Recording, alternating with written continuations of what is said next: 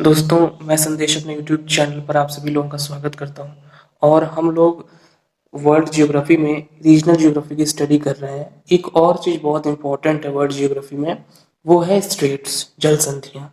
तो ये हमारा जल संधियों का पार्ट एक होगा जिसमें हम लोग मोस्ट इम्पॉर्टेंट स्ट्रेट्स को देखेंगे, उनकी लोकेशन को समझेंगे। जो छोटी से छोटी कुछ स्ट्रेट्स होती हैं उसको भी हम लोग देखेंगे और उसकी किन किन वाटर बॉडीज को वो कनेक्ट कर रही है, ये सारी बातें हम लोग यहाँ पे देखेंगे। तो चलिए शुरू करते हैं। ये हमारा पार्ट एक है। स्क्रीन पे आप नॉर्थ अमेरिका का मैप देख रहे होंगे और साउथ अमेरिका पूरा एक बार में फ्रेम में नहीं आ पा रहा है, वो भी हम लोग आगे देख लेंगे। बगल में मैंने लिस्टिंग कर दी है पहले से ही। और पहले तो मेरा प्लान यही था कि मैं एक ही वर्ल्ड मैप में सबको बताऊं, लेकिन वो चीज़ पॉसिबल नहीं हो पा रही थी क्योंकि तब हम लोग जो छोटे छोटे स्ट्रेट्स हैं, छोटे छोटे चैनल्स हैं, उसको ना देख पाते।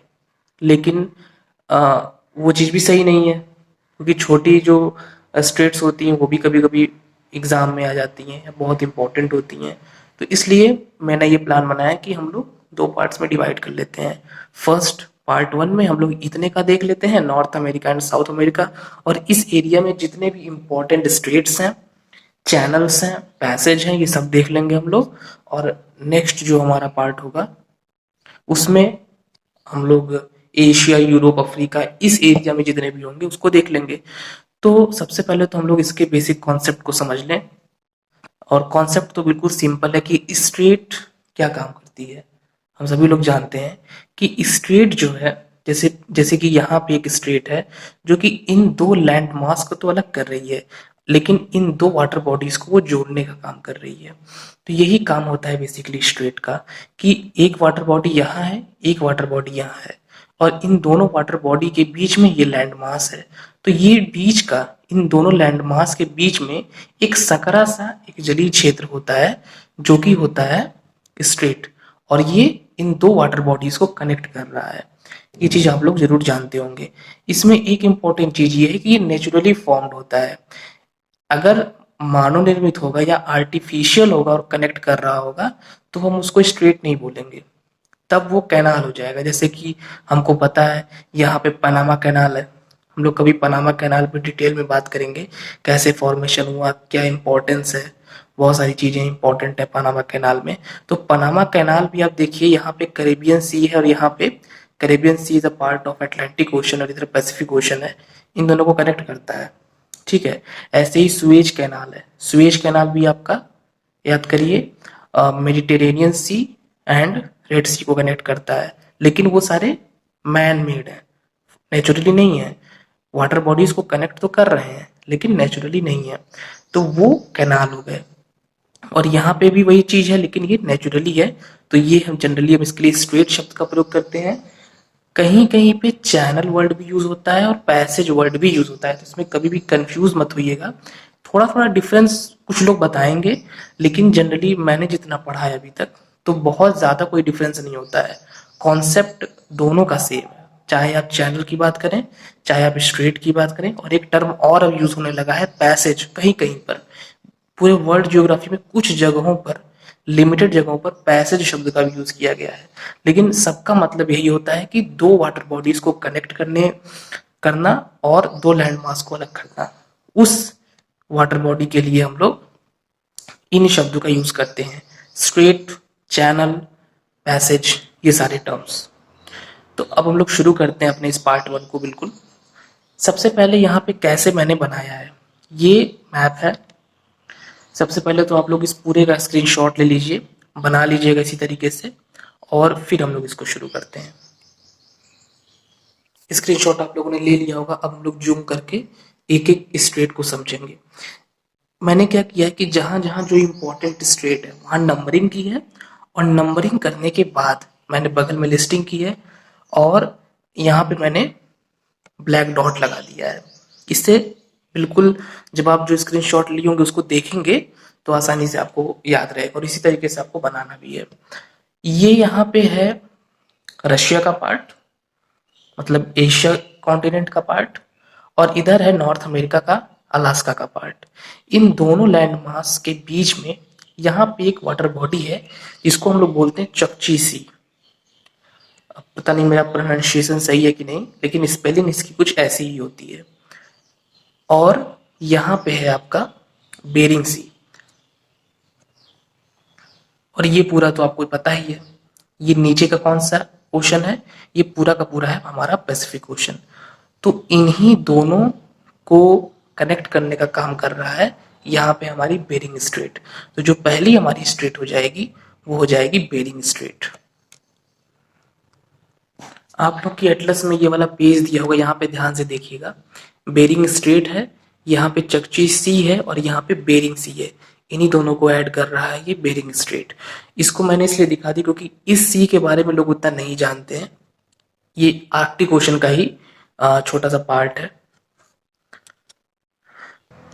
तो पहली स्ट्रेट हम लोग की हो गई, और लिस्ट हम लोग बाद में देख लेंगे, नहीं तो हमको सभी चीज़ों को एक बार में फ्रेम में देखने में दिक्कत होगी। तो फर्स्ट हमारी बेरिंग स्ट्रेट हो गई, ठीक है, नोट करते रहिए।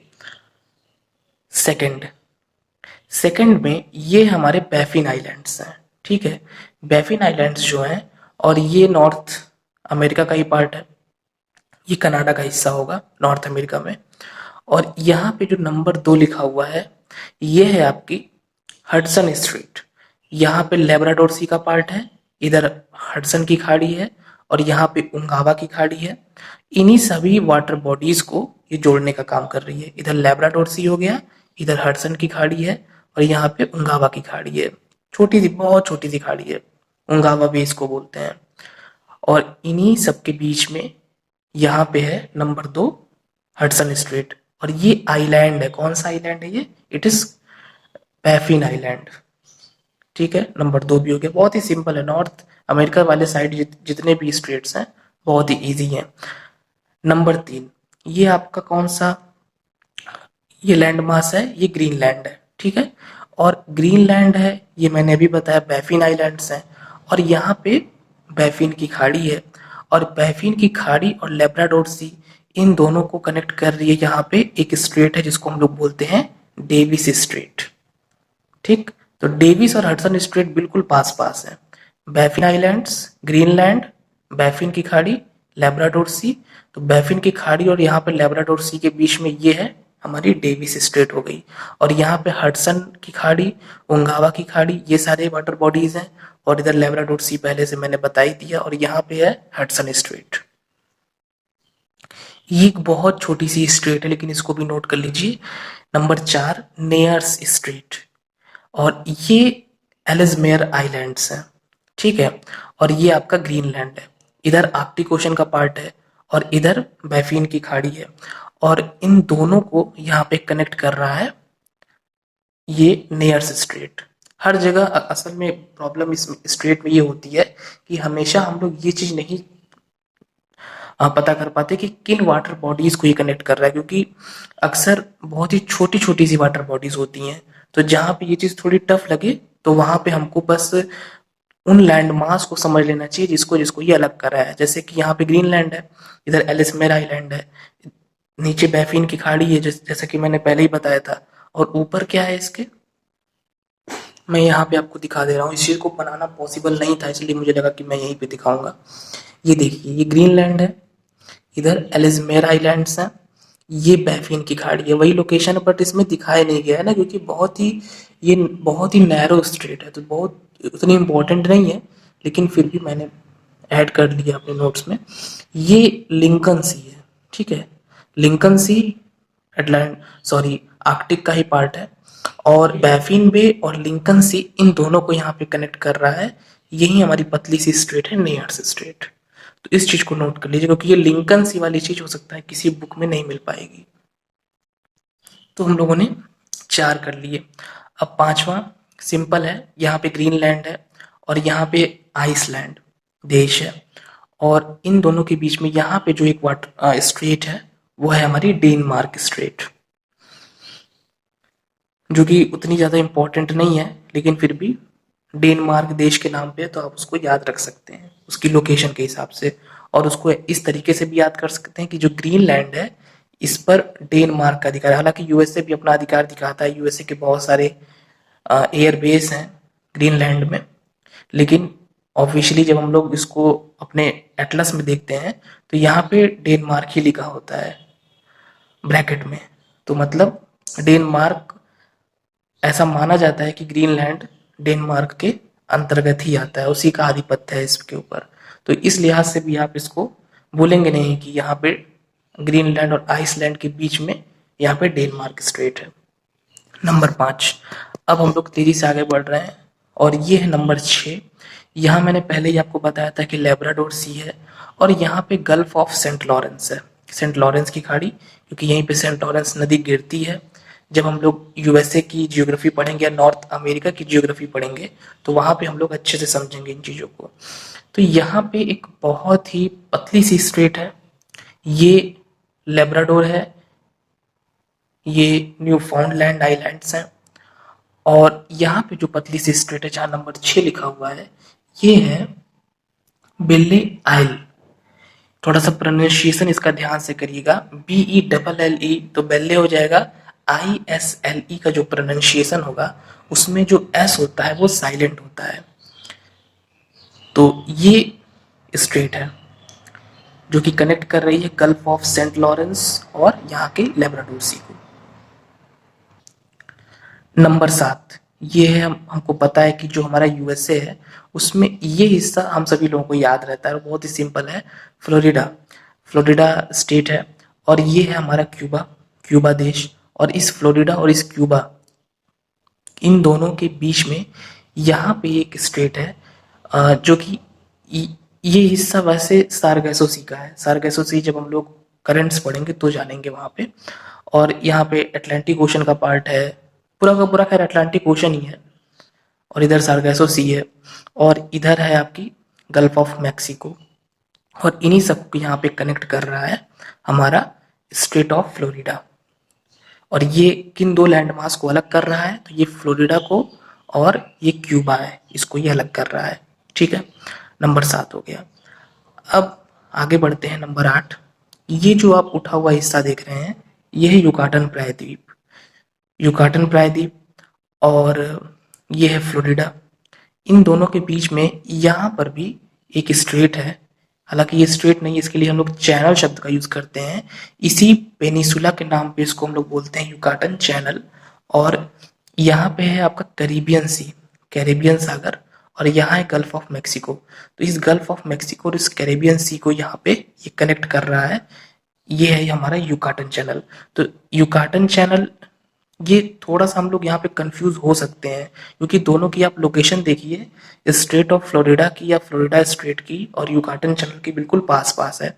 तो कंफ्यूजन दूर करने का बहुत ही सिंपल सा तरीका है कि फ्लोरिडा के पास जो वाटर बॉडी है पतली, वो तो हो गई स्टेट ऑफ फ्लोरिडा क्योंकि उसी के नाम पर है, और युकाटन पेनिसुला के पास जो है और उसी के नाम पर है, तो वो है हमारा युकाटन चैनल।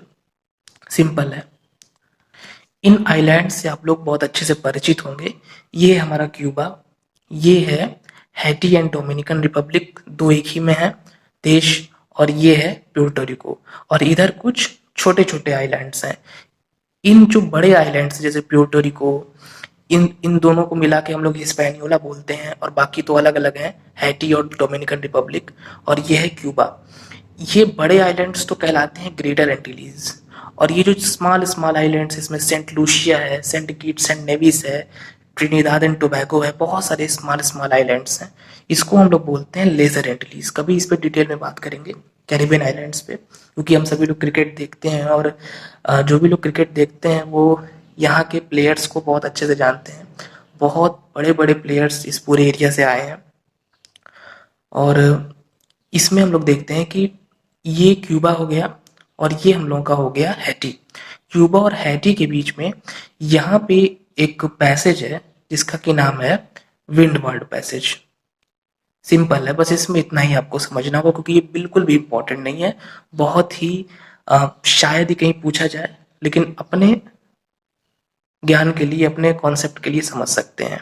और ये है आपका डोमिनिकन रिपब्लिक, और इधर बगल में है छोटा सा हमारा प्यूर्टो रिको। ये इन दोनों के बीच में है मोना पैसेज।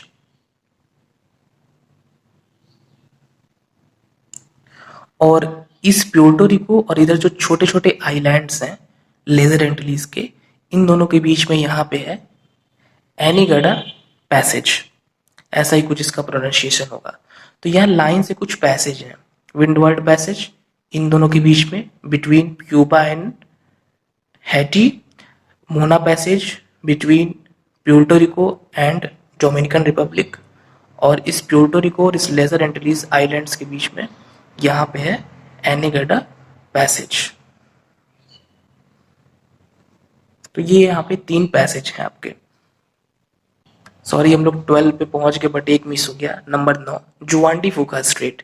यहाँ पे एक ये आइलैंड है, ये है वैंकूवर आइलैंड्स, और यहीं पे एक बहुत ही नैरो सी स्ट्रेट है जिसको हम लोग बोलते हैं जुआन डी फूका स्ट्रेट। यहाँ पे ये नहीं समझना कि किसको किसको कनेक्ट कर रही है क्योंकि बहुत ही नैरो स्ट्रेट है। तो यहाँ पे बस हमको ये केवल ये पता होना चाहिए कि जुआन डी फूका स्ट्रेट कहाँ पर है। जैसे मैं आपको यहाँ पे जूम करके दिखा दे रहा हूँ, ये देखिए मैप है नॉर्थ अमेरिका का, ऊपर कनाडा है, नीचे यूएसए है, और बिल्कुल बॉर्डर पर ही इसकी लोकेशन है।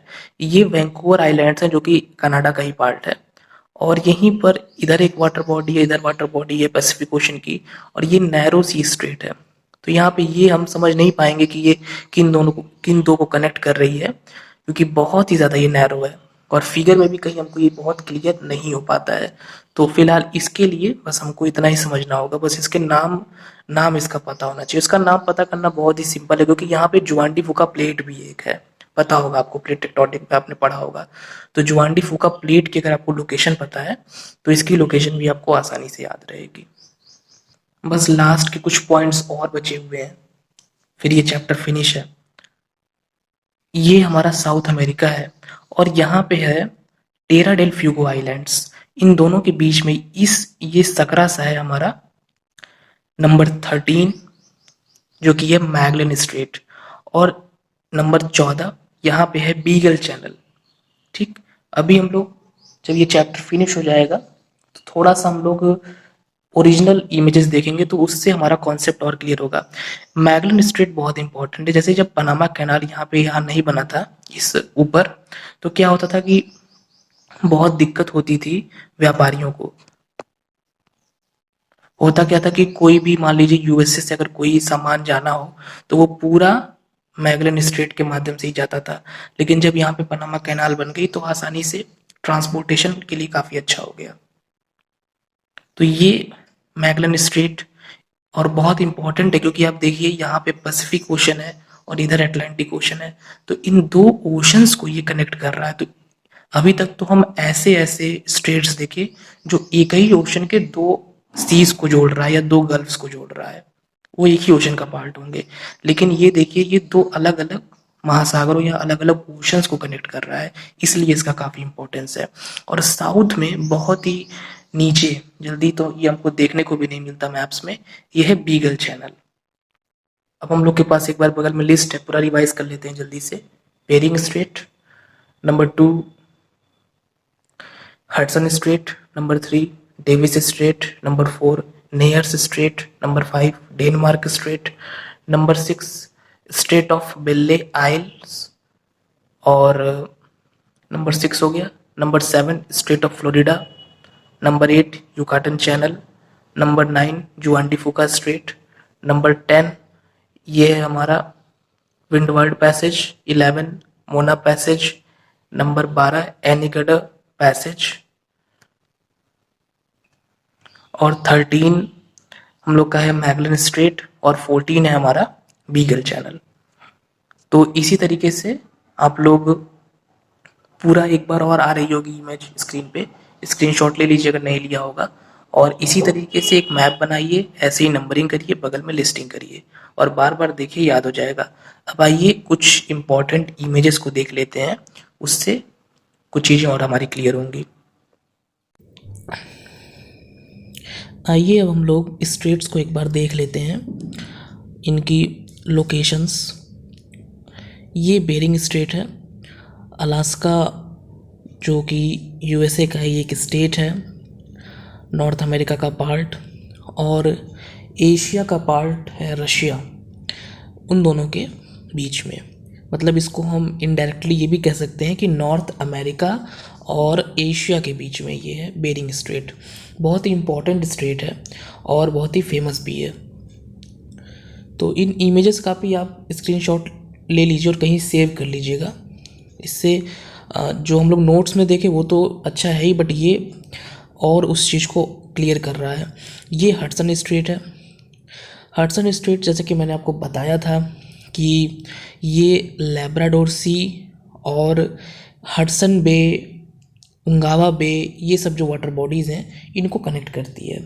और बेरिंग का मैंने बताया था आपको, जो भी हम लोग पहले देखे, कि वो बेरिंग सी और चकची सी इन दोनों को कनेक्ट करती है। ये हमारी डेविस स्ट्रेट है, थर्ड स्ट्रेट। और ये बगल में ग्रीनलैंड है और एक साइड है बैफिन आइलैंड। और वाटर बॉडीज़ की अगर हम बात करें तो ये बैफिन की खाड़ी, मतलब कि बैफिन बे और लैब्राडोर सी को कनेक्ट कर रही है। चीज़ें हम लोग सारी पढ़ चुके हैं, बट मुझे एक बार लगा कि इस तरीके की इमेजेस अगर हम लोग देख लेंगे तो और बेहतर होगा हमारे लिए। डेविस स्ट्रेट भी काफ़ी ज़्यादा फेमस है और इम्पॉर्टेंट भी है। इसके बाद ये हमारी बहुत ही छोटी सी स्ट्रेट, नेयर्स स्ट्रेट, जो कि मैंने बताया था आपको कि ग्रीनलैंड और उसके बगल में एक आइलैंड है, छोटा सा आइलैंड, एलिसमेयर आइलैंड, इन दोनों के बीच में है। और किसको किसको ये कनेक्ट कर रही है, अलग तो कर रही है ग्रीनलैंड को और एलिसमेयर को, और कनेक्ट किन दो वाटर बॉडीज़ को कर रही है, दो लैंड मास को अलग कर रही है, वो हम लोगों ने जान लिया। और कनेक्ट कर रही है लिंकन सी और बैफिन की खाड़ी। तो ये हमारी है नेयर्स स्ट्रेट, स्मॉल स्ट्रेट है ये एक। और ये स्ट्रेट ऑफ बेले आइल, ये भी काफ़ी छोटी सी स्ट्रेट है और जल्दी तो ये मिलती भी नहीं है एटलस में खोजने पे। ये मैंने बताया था कि जो हमारा लैब्राडोर सी है और गल्फ ऑफ सेंट लॉरेंस है, इन दोनों को, वाटर बॉडीज़ को ये कनेक्ट कर रही है। और किन दो लैंड मास को अलग कर रही है, ये हमारा न्यू फाउंडलैंड आइलैंड है और उसके एक साइड में लैब्राडोर है। इन दोनों को ये अलग कर रही है और दो वाटर बॉडीज़ को कनेक्ट कर रही है। ये हमारा स्टेट ऑफ फ्लोरिडा, जो कि फ्लोरिडा के पास में ही है, बिल्कुल उसी के नाम पर ही हम कह सकते हैं रखा गया है नाम फ्लोरिडा, जो कि यूएसए का एक स्टेट है, बहुत ही फेमस स्टेट है। और इसको अगर हम देखें तो ये अटलांटिक ओशन का ही जो पार्ट है, गल्फ ऑफ मैक्सिको, और बगल में अटलांटिक ओशन का ही पार्ट है सारगेसो से, इन सबको ये कनेक्ट कर रही है। और उसके नीचे है फ्लोरिडा स्ट्रेट के नज़दीक ही है युकाटन चैनल, जो कि सिंपल ही कैरेबियन सी और गल्फ ऑफ मैक्सिको को कनेक्ट कर रहा है। और फ्लोरिडा स्ट्रेट और अपना युकाटन चैनल, ये दोनों ही अगर हम देखें तो युकाटन चैनल क्यूबा और युकाटन पेनिसुला के बीच में है, और जो फ्लोरिडा स्ट्रेट है ये फ्लोरिडा और क्यूबा के बीच में है।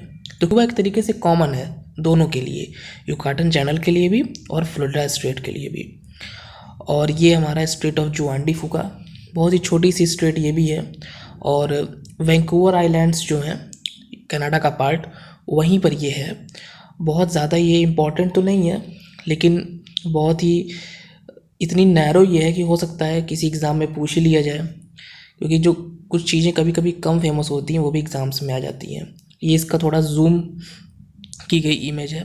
आप देखिए कि इसमें हम ये क्लियर नहीं कर पाएंगे कि ये किन दो वाटर बॉडीज़ को कनेक्ट कर रही है। अब इसके पास की जो वाटर बॉडी है, इसका नाम बहुत हम सर्च करेंगे तो मिलेगा हमको, लेकिन उसकी कोई ख़ास ज़रूरत नहीं है। बस आपको इतना पता होना चाहिए कि ये स्ट्रेट कहाँ पर है, इसकी लोकेशन क्या है। तो बस जब भी जुआन डी फुका की बात हो तो आपको प्लेट टेक्टोनिक याद आ जाना चाहिए, क्योंकि प्लेट टेक्टोनिक में आपने पढ़ा होगा जुआन डी फुका प्लेट के बारे में। चलिए आगे बढ़ते हैं। विंड वार्ड पैसेज, जो कि मैंने बताया था कि क्यूबा और हैटी, इन दोनों के बीच में है विंड वार्ड पैसेज। कुछ पैसेजेस हम लोगों ने देखे थे, जिसमें कि ये पहला हमारा पैसेज है। और ये भी मैंने बताया था कि Cuba, Hattie, Dominican Republic, Puerto Rico, ये सारे के सारे हमारे ग्रेटर एंटिलीज आइलैंड्स में आते हैं, और जो स्मॉल आइलैंड्स हैं वो लेसर एंटिलीज हैं। विंड वार्ड पैसेज, अब देखिए थोड़ा सा मैंने इसको जूम किया, कितना क्लियर इमेज है। क्यूबा भी दिख रहा है, जमैका दिख रहा है हमको, हैटी है, डोमिनिकन रिपब्लिक है, प्यूर्टो रिको है, ब्रिटिश वर्जिन आइलैंड्स हैं। तो ये जो बड़े बड़े हैं ये सारे तो हमारे आते हैं ग्रेटर एंटीज में। अब हमारा जो दूसरा पैसेज है ये है मोना पैसेज, जो कि डोमिनिकन रिपब्लिक और प्यूर्टो रिको के बीच में है। पहला वाला हैटी और क्यूबा के बीच में था, उसका नाम था विंडवार्ड पैसेज। इसके बाद एनीगेडा पैसेज, थर्ड पैसेज, ये भी बहुत फेमस नहीं है। ये हमारा जो प्यूर्टो रिको और ब्रिटिश वर्जिन आइलैंड्स हैं वहाँ पर, और इसके नीचे फिर हमारे लेज़र एंटीज आइलैंड शुरू हो जाते हैं, उन्हीं सब के बीच में ये है और उतना इम्पोर्टेंट ही नहीं है। इसके बाद हमारी स्ट्रेट ऑफ मैगलन, जो कि मैंने बताया था कि ये पैसिफिक को और अटलांटिक को कनेक्ट कर रही है। बहुत ही ज़्यादा इम्पोर्टेंस था इसका पहले, लेकिन अब जब से हमारी पनामा कैनाल बन गई है, पनामा कैनाल के बन जाने से काफ़ी ज़्यादा जो ट्रांसपोर्ट का भार था इसके ऊपर वो बहुत कम हो गया और व्यापारियों को भी काफ़ी मदद मिली इससे, नहीं तो उनको बहुत ही एक्स्ट्रा रूट तय करना पड़ता था इसकी वजह से। बहुत ही सक्रिय ये भी एक स्ट्रेट है। और ये मैंने लास्ट में बताया था आपको बीगल चैनल के बारे में।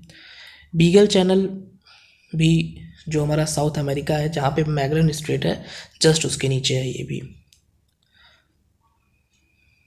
और ये उसकी आप अभी तो हम लोग जूम इमेज देख रहे थे, ये साउथ अमेरिका के कॉन्टेक्स्ट में उसकी लोकेशन आप देख सकते हैं। बिल्कुल साउथ अमेरिका का एकदम साउथ पॉइंट जहाँ पर है वहीं पर इसकी लोकेशन है।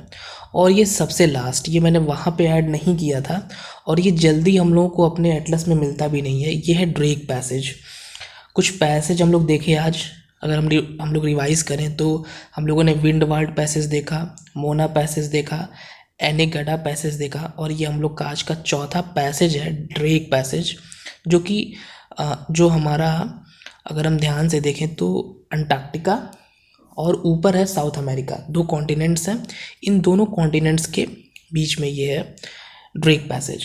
और चूँकि ये साउथ अमेरिका के काफ़ी नीचे है तो इसीलिए जब हम मैप देखते हैं अपनी बुक का, एटलस का, ऑक्सफोर्ड एटलस का, तो उसमें जनरली ये हमें मिलता नहीं है क्योंकि काफ़ी नीचे है ये और हमारा पेज वहीं पे समाप्त हो जाता है।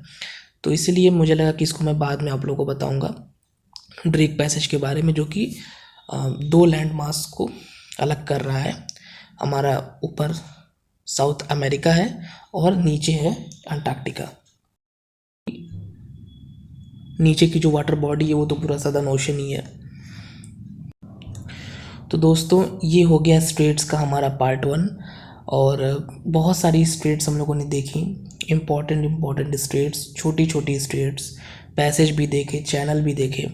और अब आगे हम लोग पार्ट 2 करेंगे और पार्ट 2 में हम लोग बात करेंगे एशिया, अफ्रीका और यूरोप, इस एरिया में जो इम्पोर्टेंट स्टेट्स हैं, और स्पेशली एशिया में ढेर सारी इम्पोर्टेंट स्टेट्स हैं और वो भी काफ़ी इंटरेस्टिंग पार्ट होगा। और इससे थोड़ा सा टफ होगा वो, क्योंकि यहाँ पर जो स्टेट्स थी वो सिंपल थी, कम थी, वहाँ पे छोटी छोटी स्टेट्स हैं, स्पेशली जो हम लोग का फिलीपींस वाला इलाका है, जापान वाला इलाका है, इंडोनेशिया वाला इलाका है, वो बहुत ही क्रिटिकल है। तो उसके लिए तैयार रहिए और इसको अच्छे से मैप बना लीजिएगा जिस तरीके से मैंने बताया था, नोट कर लीजिएगा। और आगे हम लोग स्टेट्स में आगे बढ़ेंगे, फिज़िकल, जियोग्राफी, थॉट्स, सेटलमेंट, समय समय पे हम लोग सभी चीज़ें पढ़ते रहेंगे। और जो हमारा ऑस्ट्रेलिया चल रहा है वो भी चलता रहेगा, टाइम टू टाइम हम लोग ऑस्ट्रेलिया में आगे बढ़ रहे हैं, ड्रेनेज तक पढ़ चुके हैं, आगे अभी उसमें कुछ चीज़ें बची हैं। तो फिलहाल इस पार्ट में इतना ही। Thank you friends.